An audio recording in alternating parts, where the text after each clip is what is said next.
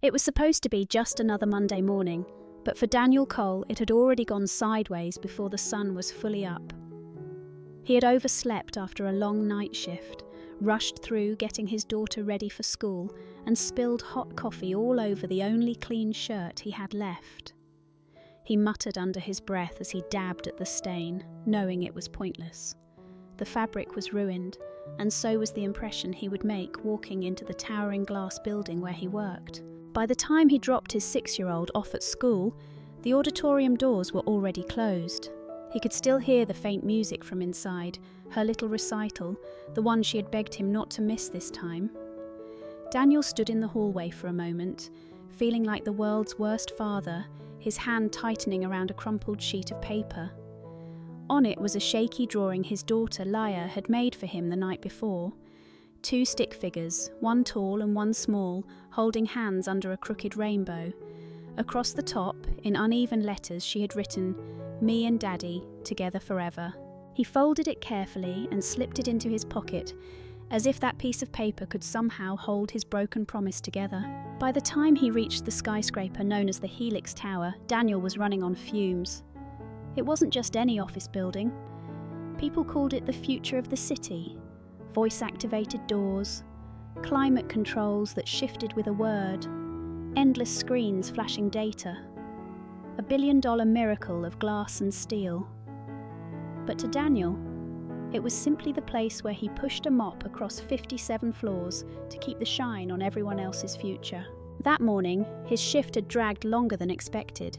He had stayed behind to cover for a co-worker, scrubbing the marble lobby until the smell of bleach clung to his hands. His back ached and his eyes burned from lack of sleep, but he was eager to get home, to at least be there when Laya pulled out her science kit after school. Maybe he could still redeem the day by helping her build the tiny volcano she had been so excited about. Daniel pressed the button for the elevator and stepped inside, shoulders sagging with exhaustion. He leaned back against the wall, clutching the folded drawing in his pocket like a lifeline. The doors began to close, and just before they did, a polished hand with manicured nails reached out, stopping them. A woman stepped inside, heels clicking against the floor. Her navy pantsuit was sharp, her posture straighter than the steel beams that held the building up. She carried herself with the quiet authority of someone used to being listened to. A phone was pressed to her ear, though she ended the call almost as soon as she walked in. Daniel looked up and his breath caught. He recognized her face immediately. He had seen it on magazines in the break room, glowing from framed photographs in the lobby. Vanessa Stone, the woman who ran the entire Helix Corporation, the driving force behind the gleaming tower itself. And now, impossibly, she was standing 2 feet away from him in a box of metal and glass, the air suddenly too small to breathe. Daniel lowered his eyes quickly, embarrassed by the coffee stain on his shirt, by the dust still clinging to his faded jeans. He looked nothing like the suited executives she was used to brushing shoulders with. Just a janitor with tired eyes and calloused hands, caught between the world he cleaned and the world he would never belong to. The elevator hummed softly as it began its descent. Daniel stared at the glowing numbers above the doors, silently praying for an uneventful ride to the lobby.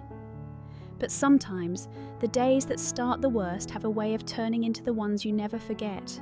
Because halfway down, the humming stopped. The elevator jerked violently, throwing Daniel off balance. The lights flickered once, twice, then went black. In the pitch darkness, he heard Vanessa Stone's sharp intake of breath.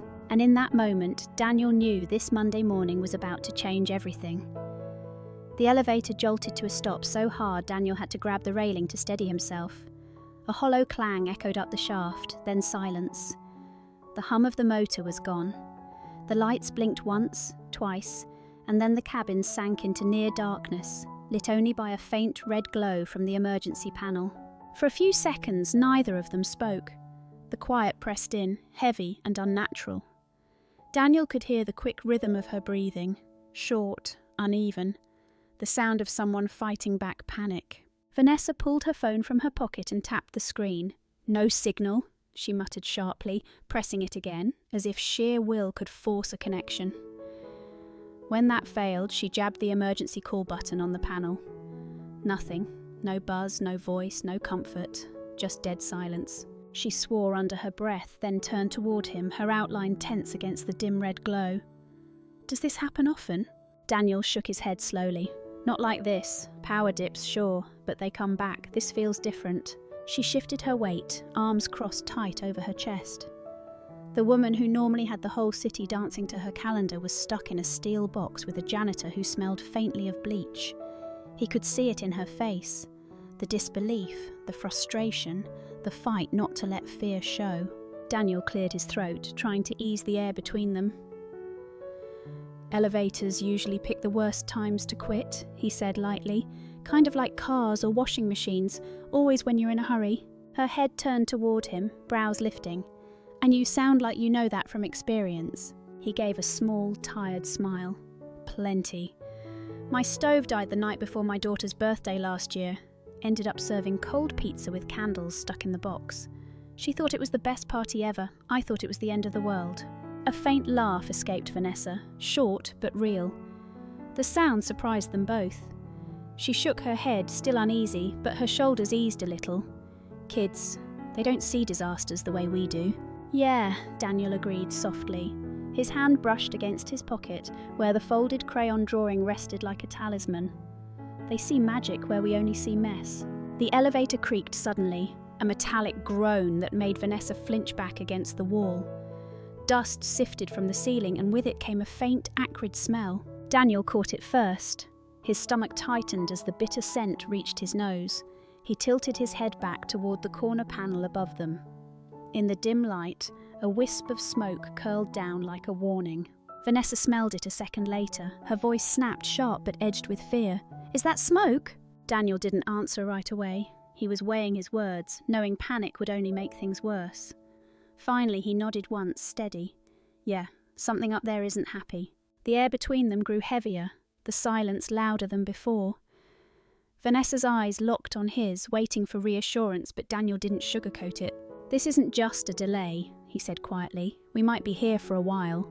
And in that dim red glow, with smoke drifting into the cabin and nerves fraying at the edges, they both knew the morning had shifted from inconvenient to something far more dangerous. The smell of burnt wires lingered in the air, faint but undeniable. Vanessa pressed her back against the wall, arms folded tight as though bracing herself. Her eyes flicked upward every few seconds, toward the ceiling panel where the smoke curled, thin but persistent. Daniel stayed near the emergency panel, testing the call button one more time. It was still dead. He let his hand drop, sighing through his nose. Vanessa's voice cut her through the silence, sharper than she intended. So, what now? We just stand here breathing smoke until someone decides to notice? Daniel looked at her steadily. Panicking won't speed them up. She gave a small bitter laugh. Easy for you to say. You don't have a meeting with half the city's investors in an hour. Yeah, Daniel said quietly. And I don't have a daughter who's expecting me to help her build a volcano tonight, but here we are. That made her pause. Her arms dropped slightly, and she studied him with new eyes. You have a daughter? Daniel nodded, pulling the folded drawing from his pocket. Even in the dim red light, the uneven rainbow and stick figures were visible. Laya, she made this last night. I missed her recital this morning, so she gave me this instead. Said it's me and her, together forever. Vanessa leaned closer, staring at the crude lines. The corners of her lips softened. She drew you with a cape? Daniel gave a weary smile. In her eyes, I'm a superhero. Truth is, I can barely keep the lights on most weeks. Something in her expression cracked, the iron edges softening just for a moment. Kids don't see failure the way we do, she said quietly. They see what's left, not what's missing. The silence that followed wasn't heavy this time. It felt human. Two people who shouldn't have had anything in common now, bound by the simple truth that both of them were carrying more than anyone else could see. The cabin shuddered suddenly, hard enough to rattle the railing. Vanessa gasped and stumbled forward. Instinct took over. Daniel caught her by the elbow, steadying her before she could fall. Her hand gripped his sleeve, lingering longer than she meant to. I hate small spaces, she admitted, her voice breaking on the words. Daniel eased her back to the railing, keeping his tone calm. Yeah, me too. Her eyes widened. Then how are you so calm? Because someone has to be, he said simply. For a second, she just looked at him, as if searching for a crack in his voice, a trace of the fear he was hiding. But all she saw was steadiness. Tired eyes, soot on his face, and steadiness. The elevator groaned again, deeper this time, followed by another drift of smoke from the ceiling panel. This one was darker, thicker. Vanessa's grip tightened on the rail. That's not good. Daniel tilted his head back, jaw clenched. He didn't sugarcoat it. No, it's not. The red glow flickered, weaker than before. The air pressed heavier against their lungs. And in that dim box, with nowhere to run and nothing left to pretend, they both understood the truth. Whatever came next would test more than just the building's wires. The smell of smoke lingered now, faint but undeniable, settling low in the cabin. Vanessa tilted her head back, staring at the ceiling as if she could will the haze away. Her polished composure was cracking. Her shoulders rose and fell too quickly, her lips pressed thin. Daniel moved closer to the panel, squinting in the weak red glow of the emergency light. He couldn't see much, but he recognized the acrid bite in the air. He'd smelled it plenty of times while fixing old vacuum cleaners or faulty light strips in the hallways. Burning wires. He took a slow breath, forcing calm into his voice. It's probably a small circuit fry. Annoying, but not the end of the world. She shot him a look, sharp even through the dim light. We're trapped in a steel box 30 floors up, and you're telling me not to worry? Daniel shrugged lightly, though his pulse was faster than he wanted her to see. I'm saying panicking won't help. If it's just a wire, we're okay. If it's more than that, well, we'll deal with it. Vanessa let out a short, shaky laugh, the kind that comes more from nerves than humour. Easy for you to say. Daniel leaned back against the railing, trying to keep his tone steady, even warm. Not really. I hate small spaces. Always have. I'm just trying not to let it show. Her eyes softened at that, just slightly. It wasn't the answer she expected from him. Minutes ticked by, heavy and slow. To distract her, Daniel reached for the folded drawing in his pocket, holding it up so she could see it in the dim glow. My daughter made this, he said quietly. She calls it Me and Daddy Under the Rainbow. I missed her recital this morning. She gave me this to make up for it. Vanessa leaned forward, studying the uneven crayon lines. For a moment, her polished expression faded into something gentler. She drew you as a superhero, she said, pointing to the little figure with a cape that hung crookedly off its shoulders. Daniel smiled faintly. She thinks I can fix anything. Truth is, most days I can barely keep the lights on. There was silence after that, the kind of silence that didn't feel heavy, but honest. Then, to Daniel's surprise, Vanessa spoke again, softer than before. My dad worked in a factory. Long hours, lousy pay. He never lived to see me graduate. I swore I'd build something bigger, something he'd be proud of. And yet here I am, running the building of the future, and I can't even stop it from trapping me in a box. Her words hung in the air, raw in a way Daniel hadn't expected. He had only known her through second-hand stories, the iron-fisted executive, the woman who turned every boardroom into her battlefield. Now she stood across from him, not untouchable, but tired. Daniel folded the drawing carefully and slipped it back into his pocket. Maybe he'd be proud just seeing you here, not for the building, not for the money, for the fact you made it farther than he ever could. Vanessa blinked hard, her jaw tight. She turned away, as if the shadows could hide the emotion in her eyes. You sound like you know something about trying to prove yourself. Daniel didn't answer right away. He thought of long nights mopping marble floors while his daughter slept at a neighbour's house, of making up bedtime stories about heroes who never missed a school play. Finally, he said, Yeah, I do. The elevator creaked again, the sound deeper this time. Both of them looked up as another faint plume of smoke drifted down. Daniel straightened, squaring his shoulders. All right, he said, more firmly now. We might have to do something about that panel. Vanessa's eyes widened. Do something? You mean us? Daniel met her gaze evenly. Looks like it, unless you'd rather sit here and hope the smoke goes away on its own. The emergency light flickered once, then again, weaker than before. The air felt warmer, thicker. And for the first time since stepping into that elevator, Vanessa Stone, the woman who built her life on certainty, nodded without argument. Daniel crouched beside the panel again, the metal door hanging loose. A faint sizzle came from somewhere inside, followed by another curl of smoke. He pressed the heel of his hand against his jeans, steadying his nerves before looking at Vanessa. "We can't just sit here," he said. "If that wire keeps heating up, the air in here is only going to get worse. I can try a quick fix, but I'll need your help." Her brows shot up. "My help? I run meetings, Daniel. I don't—" He cut her off gently, with a calm that surprised even him. "You don't need to know how it works. Just follow my lead. Simple things. Can you do that?" For a moment she hesitated, the sharp executive mask flickering. Then she let out a breath and nodded, slipping off her jacket and rolling up her sleeves. "Tell me what to do." Daniel almost smiled at the sight. "All right, first hold the light steady so I can see." She raised her phone, its pale glow spilling over the wires.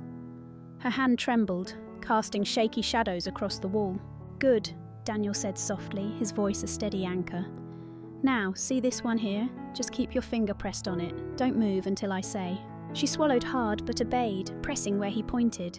Her manicured nail looked absurd against the grime, but her touch was firm. "That's it," Daniel encouraged. "You're doing fine." His own hands worked quickly, adjusting one piece, pushing another into place. A tiny spark jumped, snapping loud in the confined space. Vanessa gasped, jerking back slightly, but he caught her wrist. "Easy," he said. "It's just noise, nothing to hurt you." Her breathing was fast, her chest rising and falling in the glow of the phone light. But she held her place, hands steadying again. Daniel twisted one last piece into place, then gave her a small nod. "All right. On 3, press down on that clip. 1, 2, now." She pressed. A crackle flared, then died away, replaced by a low hum. The smoke thinned, just barely, but enough. The stale air stirred with a whisper of movement. Vanessa let out a shaky laugh, half relief and half disbelief. "Did we actually fix it?" Daniel leaned back against the wall, wiping his forehead with his sleeve. "Not fixed. Just stopped it from getting worse. Sometimes that's enough." She looked down at her hands, smudged black across her palms, and shook her head. "I've signed deals worth more than most people will ever see. But this—" She let out a breathy laugh. "This feels like the hardest work I've ever done." Daniel smiled faintly, exhaustion etched into his features. "Welcome to the night shift." For the first time she laughed fully, the sound echoing oddly in the cramped cabin. It wasn't polished or practiced, it was real. But before either of them could let the relief sink in, the elevator groaned again, louder, harsher, the whole cabin rattling as dust rained down from the ceiling. Vanessa grabbed Daniel's arm, eyes wide. "What was that?" Daniel's smile faded. He tilted his head, listening to the strain of metal far above them. His voice dropped low, serious now. "That," he said, "means we're not out of trouble yet." The grinding sound echoed through the elevator shaft, metal groaning against metal, a reminder that they were suspended by cables far above the ground. Vanessa's hands gripped the railing, her knuckles white. For a woman who usually thrived on control, the helplessness carved panic deep into her face. Daniel steadied himself, forcing his voice into calm. "Hey, look at me," he said, crouching near her. "We're not falling, it's just the cabin shifting its weight. The cables are built to hold more than a truck. We're okay." Her eyes flicked to his, searching for certainty. "You sound so sure." He gave a half smile. "I've learned to fake confidence. Helps when you've got a 6-year-old asking if monsters are real at 2 a.m. Vanessa let out a shaky laugh despite herself, pressing a hand to her forehead. "God, I hate this. I hate not being in control." Daniel leaned back against the wall, exhaustion creeping into his shoulders, but his tone stayed steady. "You're allowed to hate it, just don't let it own you." The emergency lights sputtered again, dimming so low that their faces were barely visible. The air felt warmer now, thicker. Vanessa shifted uncomfortably, pulling at her blouse collar as if she could find more oxygen. Daniel noticed and straightened. "Slow breaths," he said gently. "In through your nose, out through your mouth. Don't fight the air, just take it steady." She followed his lead, her breathing gradually slowing. In the red glow, Daniel could see the lines of tension easing from her face, even if only slightly. Minutes dragged by, each one stretching thinner than the last. To distract her, he began talking, not about wires or buildings, but about life. "You know, my daughter calls my mops a sweep a lot. She thinks I'm some kind of knight, riding around the hallway saving the day." Vanessa raised an eyebrow, her lips twitching despite the situation. "That's oddly adorable." "Yeah, well, she's got a better imagination than I ever did. She once asked me why grown-ups don't pretend anymore. I didn't have an answer for her. Vanessa leaned her head back against the wall, her voice quieter now. My father used to tell me the same thing. Said grown-ups forget how to dream because they're too busy surviving. She paused, her throat tight. He worked himself sick in that factory. I promised I'd never end up like him, but maybe I just traded one kind of cage for another. Daniel listened in silence, letting her words hang heavy in the air. He didn't interrupt. He just let her be human, stripped of the armour she wore in boardrooms. Another rattle shook the cabin, sharper this time. Vanessa flinched, instinctively reaching for his arm. He didn't pull away. He just stayed still, steady as the cables above them strained and creaked. "We need to be ready," Daniel said softly, almost to himself. "If this smoke keeps building, we can't just sit here. We'll have to reroute the circuit again, maybe hit the manual override. It won't be easy, but it's better than waiting." Vanessa swallowed hard, her hand still gripping his sleeve. "And if it doesn't work?" Daniel met her gaze, his voice firm but gentle. "Then at least we'll know we tried. I've learnt something raising my little girl. She doesn't need me to be perfect. She just needs to see me keep showing up. That's enough." The words lingered in the cramped air, settling between them with a weight neither of them expected. For a long moment, Vanessa said nothing, her grip on his arm tightening slightly, as if holding on to that steadiness. The elevator shuddered again, harder this time, making the panel above rattle. A faint shower of dust and soot rained down, peppering their shoulders. Daniel tilted his head back, jaw clenched. "All right," he said, his voice low, resolute. "Looks like it's time we stop waiting for someone else to fix this." The cabin had gone quiet again, except for the faint hum of the air they'd managed to coax back into motion. Vanessa sat on the floor with her back against the wall, her sleeves still rolled up, her phone dim in her hand. Her once crisp blouse was streaked with dust, her hands blackened with soot. She looked nothing like the picture of power Daniel had glimpsed in glossy lobby photos. She looked human. Daniel flexed his sore fingers, the skin on his knuckle still stinging from the spark that had snapped earlier. He caught her staring at her hands, the smudges of black under her nails. "Not exactly the kind of work you imagined doing this morning, huh?" he said lightly. She gave a dry laugh, shaking her head. "I've closed contracts worth millions without blinking, but one spark in the dark and I nearly lost it." She glanced up at him, her voice lower now. "You kept me together in there." Daniel shrugged, but there was warmth in his tone. "We kept each other together. That's how this works." Silence stretched between them, but it wasn't the heavy silence from before. It was easier, like they'd both stopped pretending. The elevator suddenly groaned, a long, drawn-out moan that made the floor tremble beneath them. Vanessa startled, her hand instinctively reaching for Daniel's arm. He didn't move away. "Still think it's just a bad morning?" she asked, her voice barely steady. Daniel met her eyes. "I think it's a morning we'll both remember." Above them, a faint clatter of metal echoed down the shaft. The cabin jerked slightly, sending dust sprinkling from the ceiling. Vanessa tightened her grip on his sleeve. Daniel took a slow breath, then pointed toward the overhead panel. "We might need to reach that access hatch. If this cabin shifts again, we'll want another way out." Vanessa followed his gaze upward, then back to him. "You're serious?" "Dead serious," Daniel said. "But we'll do it the same way we've done everything else in here, together." Her lips pressed into a thin line. For a long second she just stared at him, weighing his words. Then she nodded once, firm. "Tell me what you need." Daniel grabbed the loose panel cover from the floor and wedged it under the overhead seam. "Hold the light steady. Keep it high." She raised her phone again, her arms shaking but strong. Daniel pushed upward, metal scraping loud against metal.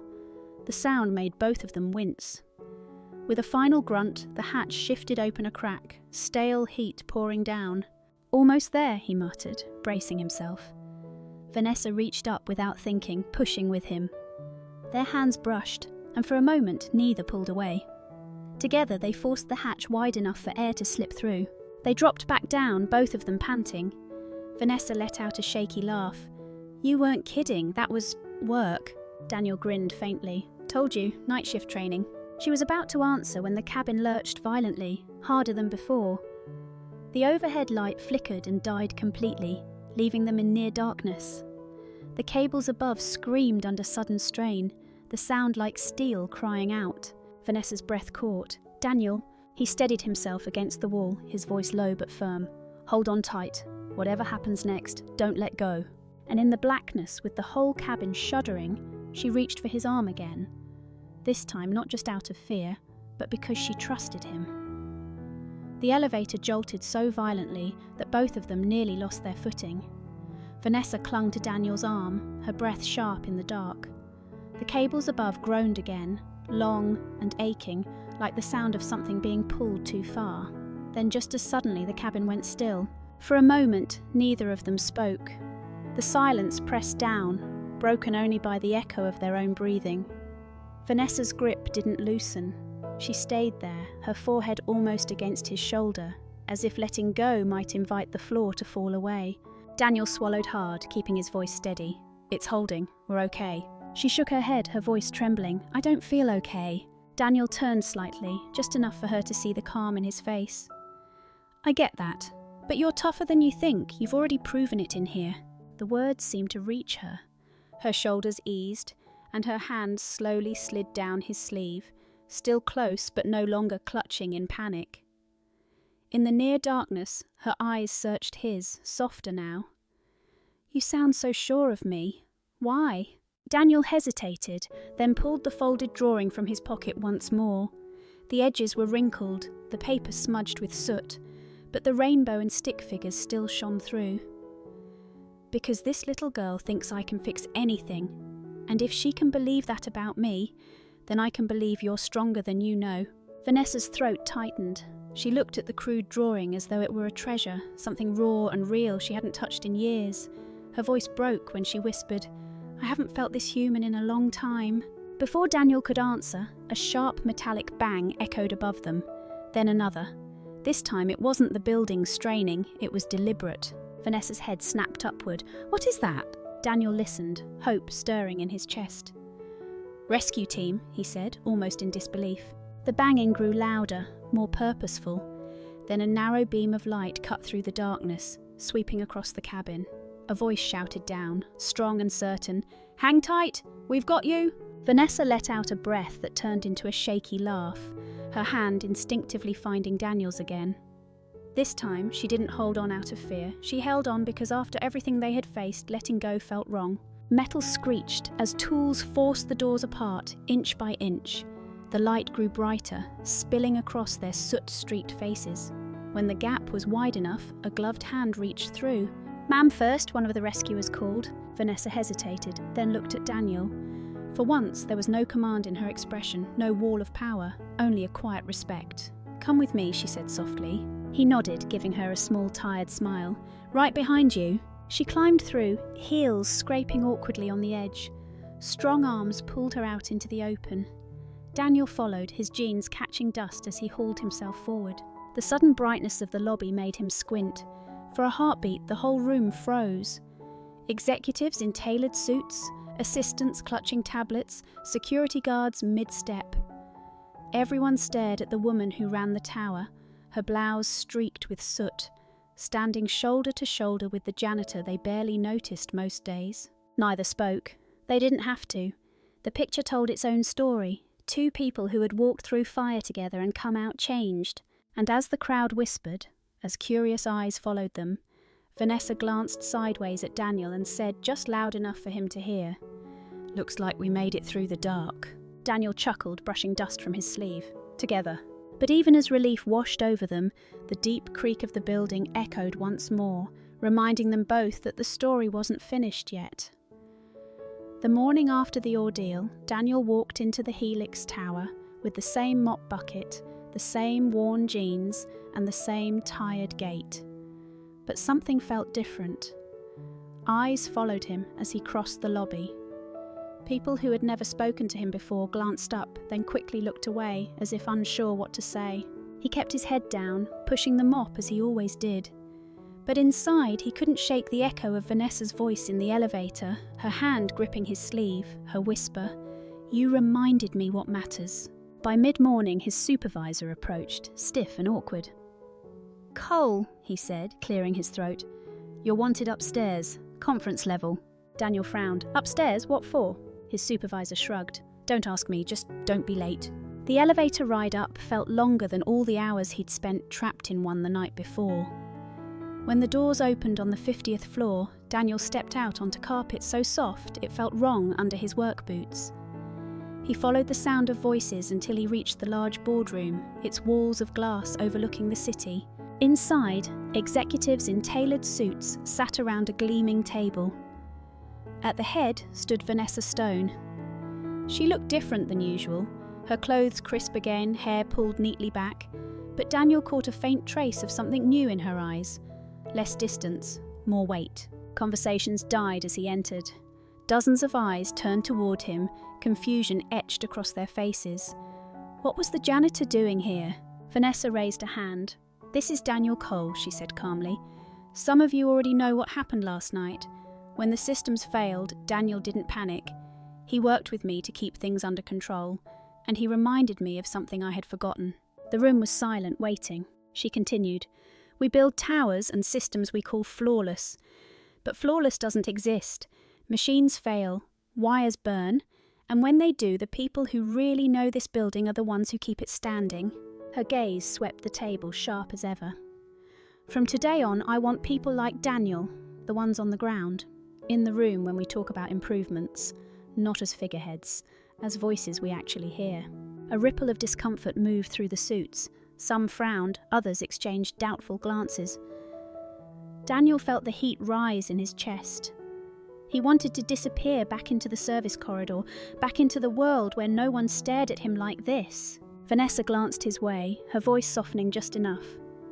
"Daniel, would you be willing to share what you see down there that we don't?" His throat tightened. He wasn't used to speaking in rooms like this.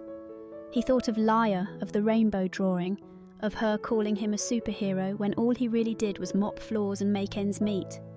He cleared his throat. "I don't know about improvements," he said slowly, "but I do know most of the people working nights here feel invisible. They see things break long before the systems flag it, but no one asks them. Maybe just asking would help." The room went quiet. Some of the executives looked away, others shifted uncomfortably. But Vanessa nodded once, as if she had been waiting for those exact words. "Thank you," she said simply. Then turning back to the boardroom, she added, "That's the perspective we've been missing. That's where we start." The meeting moved on, charts flickering across screens, voices rising again. Daniel stood there for a moment longer, awkward and unsure, before Vanessa leaned close enough for only him to hear. "You don't have to change who you are," she whispered. "Just keep telling the truth, you see, that's enough." For the first time in years, Daniel believed her. That evening, Daniel sat at the worn kitchen table while Laia fussed over her science project. The little paper volcano stood proudly in the centre, lopsided but colourful, with strips of red construction paper glued to its sides. She sprinkled baking soda into the crater, her tongue poking out in concentration. "Not too much," Daniel warned, smiling despite himself. "We're trying to make lava, not a disaster zone." Laia giggled, her laugh filling the small apartment. She poured the vinegar carefully, and the volcano bubbled over, fizzing red foam down its sides. She clapped her hands, eyes shining. "It worked! Daddy, it worked!" Daniel chuckled, wiping the mess with a rag. "See? Told you we'd make it happen." Her smile softened as she looked up at him. "You always make it happen." She leaned against his arm, her voice quieter now, "even when you're tired." Oh. The words caught him off guard. He blinked hard, then reached into his pocket and pulled out the folded drawing she had given him. The edges were smudged with soot, but the rainbow still stretched bright across the page, and the two stick figures still held hands under it. "I kept this with me all day," he said softly. "It reminded me why I keep going, even when it's hard." She studied the drawing, then looked at him with absolute certainty. "You're my hero." The ache in Daniel's chest tightened, warm this time. He kissed the top of her head. "No, kiddo, you're mine." Later, after Laia had fallen asleep on the couch with her science kits scattered around her, Daniel stepped out onto the small balcony. The city lights shimmered like stars turned upside down, the Helix Tower standing tall among them. He leaned on the railing, breathing in the cool night air. The memory of the boardroom lingered, the stairs, the doubt, the moment Vanessa turned and told him his truth mattered. He had gone into that building as invisible as always, but tonight he didn't feel invisible anymore. His phone buzzed in his pocket. He pulled it out, frowning at the unfamiliar number. When he opened the message, his lips curved into a smile. "Tell Laia I expect a full volcano report, and thank you for reminding me what keeps this place alive. V." Daniel stared at the words for a long moment, then slipped the phone back into his pocket beside the drawing. Both felt heavier than paper and glass. They felt like proof. He looked out at the tower again, its windows glowing against the night. For all its talk of flawless systems, he knew better now. Perfection wasn't what held it up. People did. The ones who worked through the night, the ones no one saw, the ones who just kept showing up. And maybe, he thought, being seen didn't mean standing at the top. Sometimes it just meant being trusted, being believed in, by one person who mattered. Behind him, Laia murmured in her sleep, her small voice drifting through the open balcony door. Daniel smiled, brushing the soot-stained drawing with his thumb. In a city of steel and glass, it was the fragile, stubborn human heart that kept everything standing. Lesson. The story reminds us that true strength isn't about titles or flawless systems. It's about showing up, staying steady in the dark, and valuing the people often overlooked. Because sometimes the smallest voices keep the biggest things standing. Thank you for staying with us until the very end of this story. I'm truly grateful for your time. If this story touched you, please give it a like and subscribe to the channel so you don't miss the next one. I'll see you again soon, right here on Rain Inside.